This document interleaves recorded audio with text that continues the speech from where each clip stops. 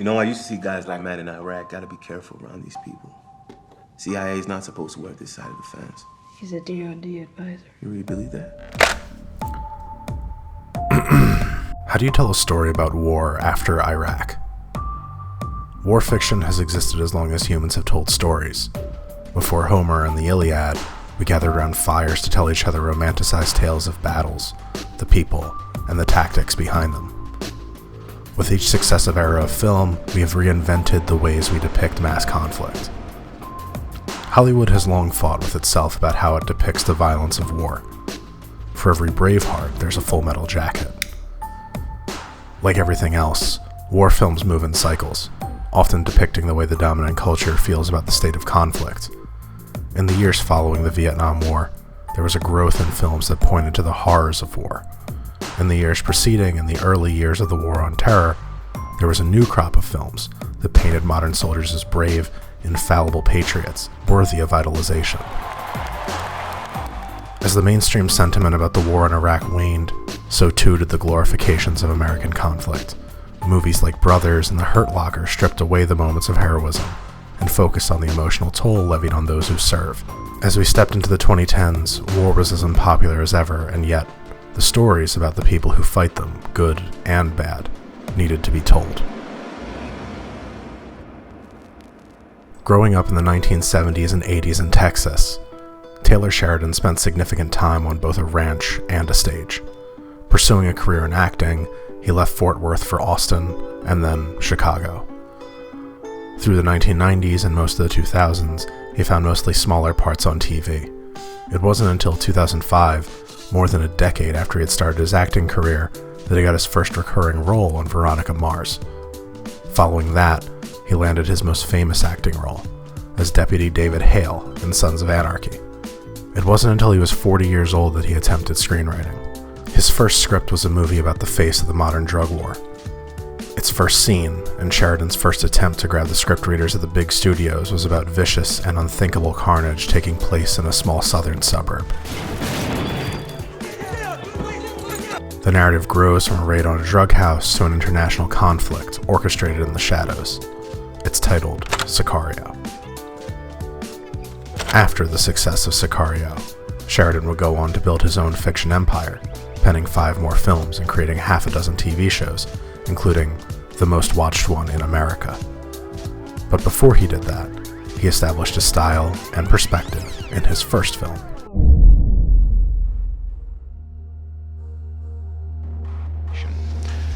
America's public enemy number 1 in the United States is drug abuse. The war on drugs formally kicked off more than half a century ago in the United States. It has been fought in venues both international and domestic, with more casualties than ever could be or would be counted. It is a war against an insurgency, and the conflict shows no signs of stopping. In the years since it began, the cartels that control the trade of drugs have grown in number and influence across the globe, but nowhere are their effects more visible and horrific than below the southern border of the U.S. Sicario was written in the first few years after the U.S. withdrew its last combat troops from Iraq, and as the world watched a specific group's ideology and attacks spread across the region. The fallout from the conflict mirrored the results of the DEA's efforts to cripple the drug cartels in Latin America. The film follows an FBI agent who witnesses a brutal terrorist attack at the site of a raid on a drug house and is spurred to action by the violence which claims innocent civilians and members of her team.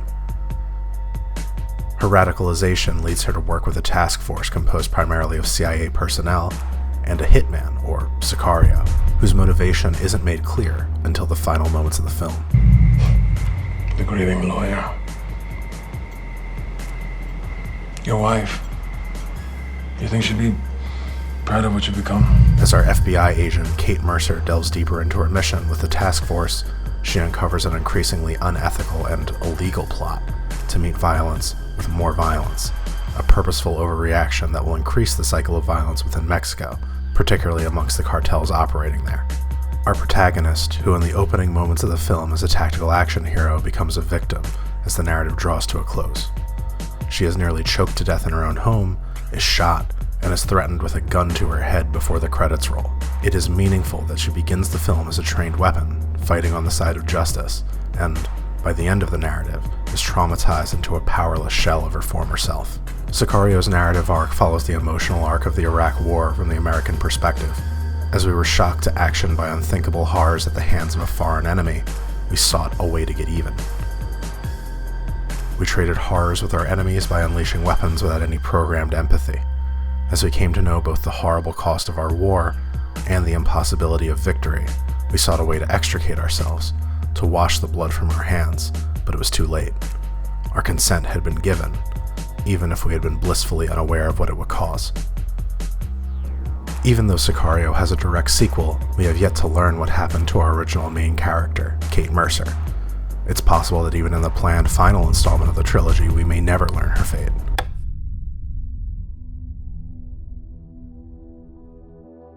The internet is filled with speculation about Taylor Sheridan's political ideology. He has given few hints about his own politics except for one quote about then-President Donald Trump, which he has since retracted, or claimed not to remember saying. He has also said that he would never insert a political meaning into his work, that it would be insulting to the viewer. Although I certainly see elements of a political ideology in his work, I don't think his message falls squarely in the bounds of either of the dominant American political parties. What I see in Sheridan's work more than anything else is an unyielding dedication to presenting perspective to his audience. Although he claims that he is allergic to exposition.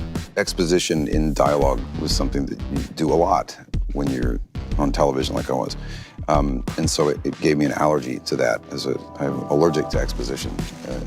His script in Sicario and many of his other works go out of their way to paint all parties on either side of the conflict in a way that the audience can understand, or at least empathize with.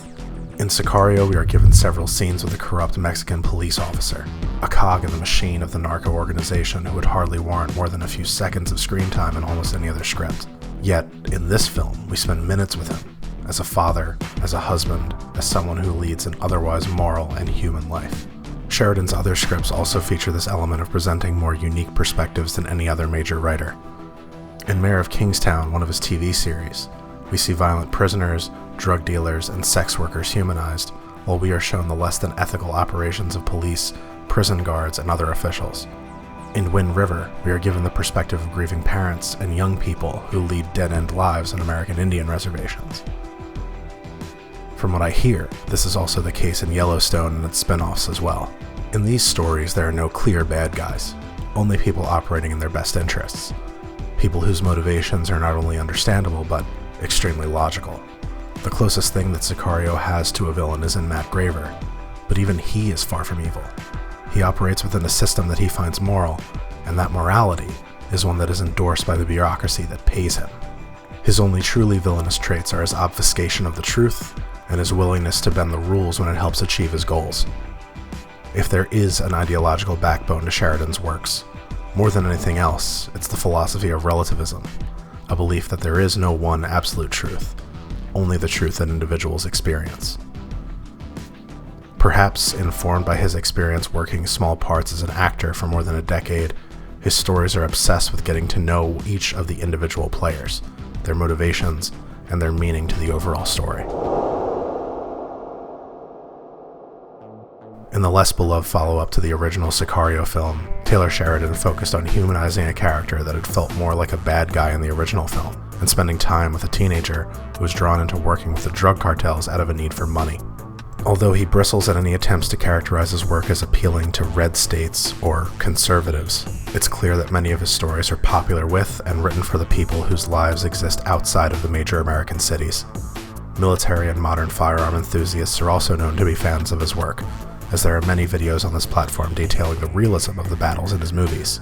Despite their popularity with those groups, Sheridan has shown an unyielding focus to depicting the perspectives of those who are often demonized by conservative media, and with his directorial and narrative style firmly cemented as among the most profitable in the world, it's unlikely he'll ever stop trying to show American audiences the results of the policies they're complicit in. And finally, in order for this program to be effective, it is necessary that it be conducted on a basis in which the American people all join in it.